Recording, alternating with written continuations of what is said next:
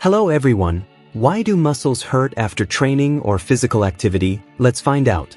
Like the video to help develop the channel. Enjoy watching.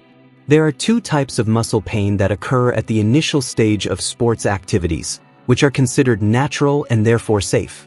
One occurs right during training, at the moment when you perform the last, most difficult repetitions and exercises.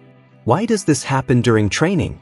In muscle tissue, adenosine triphosphate begins to break down into amino acid, which is the most important source of energy. Because of this, hydrogen ions accumulate in the blood in the muscles. The pH of the blood begins to change towards oxidation.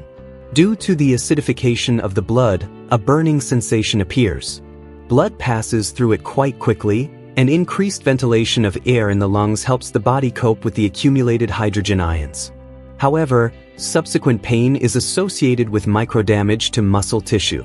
The so-called delayed onset muscle soreness occurs 6 to 8 hours after physical activity.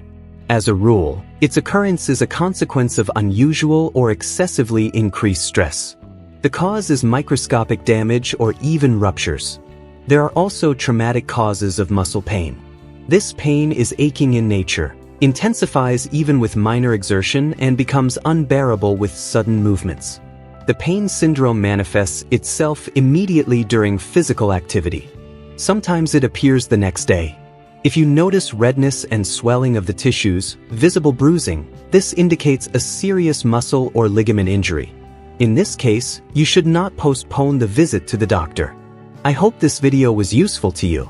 Like and be sure to subscribe to the channel. See you in the next video.